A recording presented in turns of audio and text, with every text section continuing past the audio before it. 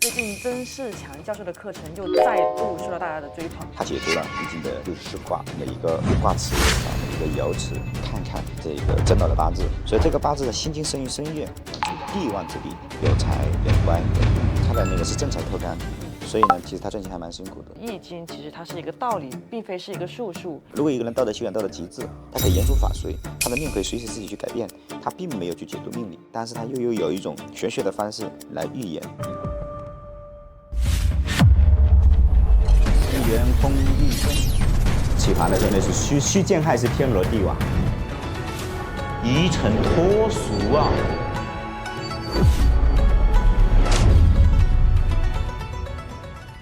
！Hello， 大家好，欢迎来到道元观觉的频道，我是安南。Hello，大家好，我是道元。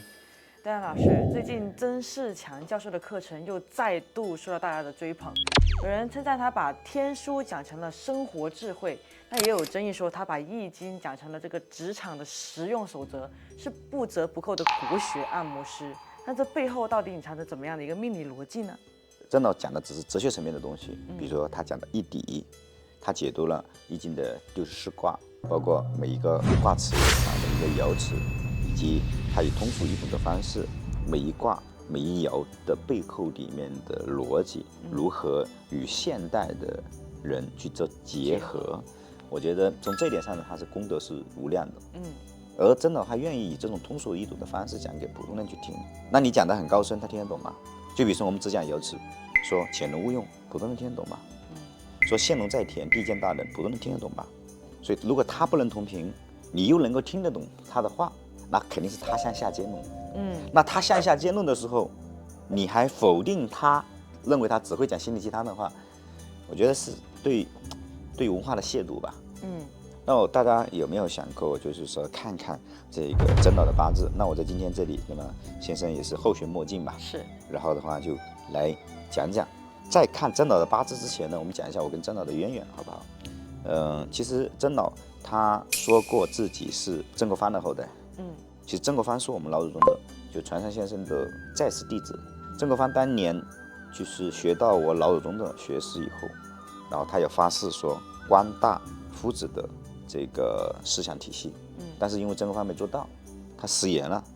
当然有他的历史的严格哈，就不去评价了，那可能也是他的遗憾吧。那么今天我来讲讲这个曾老的八字，他的八字是什么？甲戌，甲戌年壬申月，这个辛未日，乙未时，所以这个八字的心经生于申月啊，处地旺之地，心经嘛通这个申经的根，他得了月令，所以得了月令呢，我们可以定为什么？他身强。如果他身强的话，他就喜什么？喜伤官，喜食伤泄凶。他的月柱是什么？是壬申，壬是伤官，对吧？壬水生于申月，又是他的太阳之力，所以呢，他也是很通根的，所以这个伤官的力量比较强，伤官泄凶。那么他又有申有什么？偏印，印旺，又有伤官泄凶，称之为伤官配印。那偏印代表就是才华嘛，就国学玄学类的东西嘛，是吧？伤官泄凶，又代表他的什么？他才华能够得到他的展示，而且是伤官独透，所以才华横溢。印代表什么？学习能力。印也代表名气名声，代表名望。伤官的生财，财来生官，官来生印。这个八字是什么？有财有官，就非常的流通。如果你们去看《离天髓》里面的心经，喜壬水而逃，又喜灵火照耀。1968年到78年的时候走丙子运的时候，他已经开始崭露头角了。但是那时候的身体会很弱，身体会很差。而50岁以后，他的名声就会往上走。为什么？因为那个时候走戊寅运，那个时候是印加身啊，有伤官啊，有印啊，伤官配印啊，又遇财，所以那个时候呢，个人的名声、个人的名气、个人的财富，其实都达到了顶峰。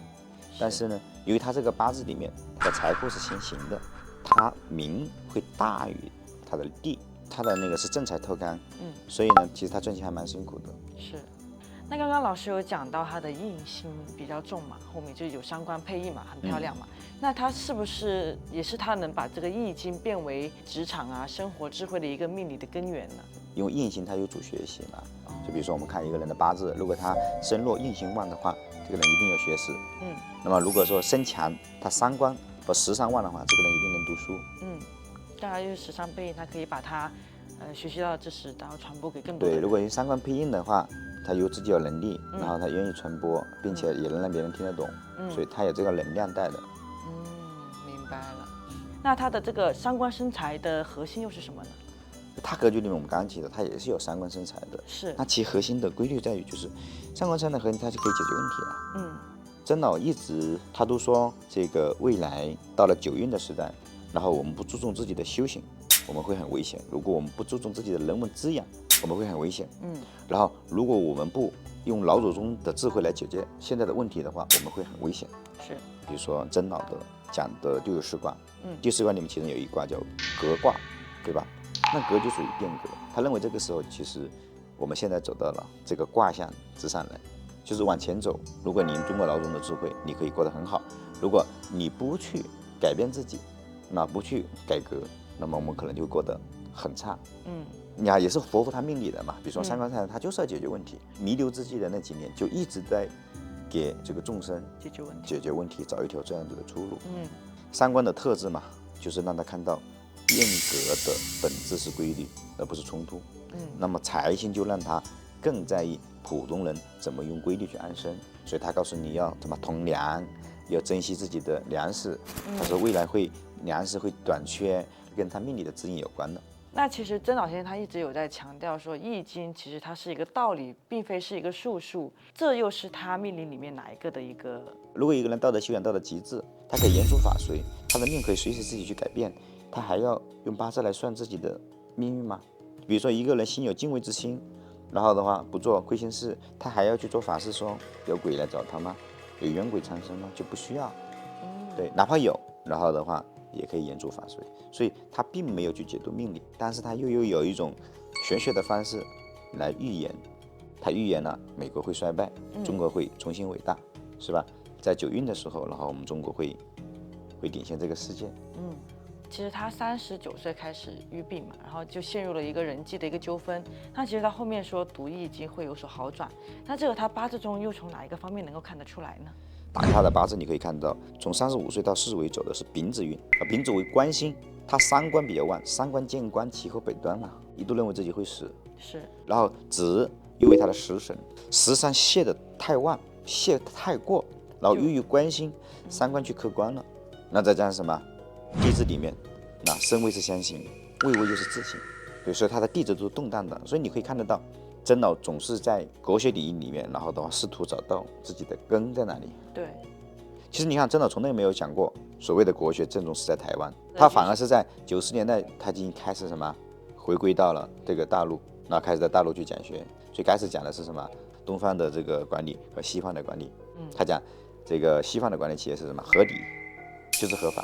不需要合情，然后在中国是什么？要合理、合情、合法，讲法还有什么？法外开恩，对，还要合乎情理之中。这就是说我们中国人的这种复杂式的这种管理，因为我们中国人的特殊的这种文化，所以外来人是没办法搞得懂。但后期我们知道他只讲国学，比如说他讲《道德经》，解读《道德经》，解读《论语》，解读这个《易经》，他用易经的道的这个层面的东西解决了这个现实生活中可能我们用玄学、用风水才能解决的问题。他就觉得，其实如果你大家能够听得懂哲学思想，其实术数都不太需要。因为他已经知道了那一个意了。我们讲的就是，如果一个人德行足够高的话，他可以逆转阴阳嘛。那我们道元老师怎么去看待那些给他安这个国学按摩师头号的这些人呢？我不知道哪些人在攻击曾老，好吧？为什么讲出这样的话来说？我不知道这个词定义为贬义还是褒义。你回顾曾老的历史，他都是和光同尘的，他只讲中国传统文化，并不评价任何一个人。所以我觉得今天有人来评价他，我认为没有这个资格。我认为他一定是懂风水的，一定是懂术数的，并且是大家，因为他都可以把哲学思想体系弄得那么懂，并且把哲学和普通的生活然后融为一体，那他一定可以把术数和命运融为一体。只不过是说他没有那样去展现自己，留给这个世人以探讨到底是曾老到底懂不懂。那今天听我们这个大杨老师讲了很多这个有关于曾老先生的一些八字的一些逻辑啦。那原来从一个八字里面来看，就能解读到他的所有的风格和他的逻辑，用伤官找到规律，用财星落入到生活，那么用印星去守住我们的一个根本。那我们的频道的观众是不是也从他的持经答辩里面学会了应对职场和生活的难题呢？